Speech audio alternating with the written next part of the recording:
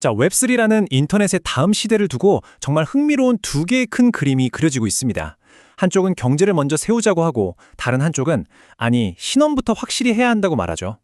오늘 바로 이 파이네트워크와 인터링크라는 두 프로젝트를 통해서 웹3의 미래가 어떤 모습일지 한번 깊숙이 들여다보겠습니다. 사실 이게 지금 암호화폐 업계 전체가 풀어야 할 가장 큰 숙제 아닐까요? 그저 투기 열풍이나 보수로 부풀려진 숫자가 아니라 어떻게 하면 진짜 사람들이 모여서 진짜 가치를 만들어내는 그런 네트워크를 만들 수 있을까? 바로 이 질문에서 모든 게 시작됩니다. 그래서 오늘 우리는 이 거대한 질문에 대한 답을 한번 찾아가 보려고 합니다. 우선 지금 왜 진짜 가치가 중요한지 그 배경부터 살펴볼 거고요. 그리고 파이어와 인터링크가 내놓은 아주 독특한 해법들을 하나씩 뜯어볼 겁니다. 마지막에는 이 둘을 나란히 놓고 비교하면서 웹3의 미래에 대한 본질적인 질문을 던져보겠습니다.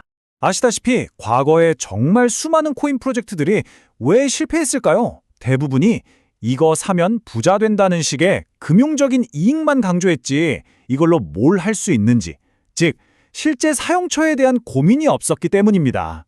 우리에게 큰 충격을 줬던 테라루나 사태가 바로 그 대표적인 예시죠. 실용성이라는 뼈대가 없으면 결국 무너질 수밖에 없다는 걸 보여준 겁니다. 그러니까 핵심은 바로 이겁니다. 유용성. 사람들이 이 네트워크를 써야만 하는 이유가 있느냐는 거죠. 단순히 가격이 오를 거라는 기대감 말고요. 우리가 D앱을 쓰려고 이더리움을 찾는 것처럼 웹3 프로젝트가 오래 살아남으려면 사람들이 일상생활에서 정말 필요로 하는 그런 쓸모있는 시스템을 만들어내야만 합니다. 자, 그럼 먼저 파이네트워크의 아주 독특한 전략부터 한번 살펴볼까요? 여기는 좀 달라요. 선경제 구축 후 개방이라는 어떻게 보면 굉장히 거시경제학적인 접근을 하고 있습니다. 그러니까 바깥 세상의 문을 활짝 열기 전에 우리끼리 먼저 탄탄하고 활발한 경제 생태계를 만들겠다는 거죠. 파이네트워크의 장기 계획은 상당히 구체적입니다. 2026년이라는 특정 시점을 목표로 하고 있는데 이게 그냥 막연히 기다리는 게 아니에요. 전 세계적으로 금리가 인하되고 다시 암호화폐 시장에 자금이 몰릴 것으로 예상되는 바로 그 시점, 그 최적의 타이밍에 맞춰서 오픈 메인넷을 열겠다는 아주 전략적인 계산이 깔려 있는 겁니다. 맞습니다. 이 전략을 한마디로 표현하면 바로 이거죠. 가장 높은 파도가 밀려올 때 배를 띄운다. 시장에 얼어붙은 크립토 윈터 시기에 어설프게 출시했다가 사라져간 수많은 프로젝트들의 전철을 밟지 않겠다는 거예요. 시장에 다시 엄청난 자본의 파도가 밀려올 때 그 파도의 꼭대기에 올라탈 준비를 지금 하고 있는 셈입니다. 그럼 그 준비라는 게 뭘까요? 바로 홀리데이 커머스 같은 내부 이벤트들이 핵심적인 역할을 합니다. 이게 그냥 물건 사고 파는 행사가 아니에요. 사용자들에게 파일을 모으는 것이 아니라 쓰는 것이라는 새로운 습관을 훈련시키고요. 동시에 네트워크에 수많은 거래가 몰렸을 때 버틸 수 있는지 대규모 스트레스 테스트도 하는 겁니다. 그리고 가장 중요한 건 거래소에 상장되기도 전에 이 정도면 파이 하나로 뭘 살 수 있겠다는 가치에 대한 공감대를 커뮤니티 안에서 먼저 만들어 나가는 과정인 거죠. 물론 이 2026년으로 가는 길이 마냥 꽃길만은 아닙니다. 해결해야 할 큰 산들이 있죠. 앞으로 시장에 풀릴 수십억 개의 토큰 물량은 어떻게 감당할 것인가? 또 이 긴 기다림을 커뮤니티가 과연 버텨줄 것인가? 그리고 무엇보다 텔레그램이나 이더리움의 레이어2처럼 더 빠르고 저렴한 경쟁자들이 무섭게 치고 올라오고 있다는 점도 큰 변수입니다. 자, 그럼 이제 완전히 다른 그림을 그리고 있는 인터링크로 한번 넘어가 보겠습니다. 파이가 경제를 먼저 생각했다면 인터링크는 그보다 더 근본적인 문제, 바로 신원 문제부터 해결해야 한다고 말합니다. 접근 방식 자체가 완전히 다른 거죠. 인터링크가 내세우는 핵심 아이디어는 바로 이 신뢰 기반 인간 네트워크라는 개념입니다. 이게 뭐냐면 네트워크에 있는 모든 계정이 저마다 신원이 확인된 유일한 한 명의 진짜 사람이라는 걸 보장하는 시스템이에요. 이렇게 되면 봇이나 가짜 계정, 사기 같은 문제들을 원천적으로 차단할 수 있게 되는 거죠. 기존의 암호화폐 네트워크와 비교해보면 그 차이가 확연히 드러납니다. 보통은 누구나 익명으로 수백 수천 개의 지갑을 만들 수 있죠. 그래서 봇에 너무나 취약하고 우리 사용자가 100만 명이다 라고 해도 그게 진짜 100만 명인지 알 길이 없습니다. 하지만 인터링크 같은 인간 중심 네트워크에서는 모든 사용자가 진짜 사람이니까 네트워크의 가치와 신뢰도가 근본적으로 달라지는 겁니다. 인터링크가 설계한 생태계를 보면 정말 영리한데요. 일종의 선순환 구조를 만들어냅니다. 먼저 신원 인증을 통해 진짜 사용자들을 모읍니다. 그리고 이 사용자들이 계속 쓸만한 앱과 미니 앱들을 제공해서 매일 들어오는 습관을 만들죠.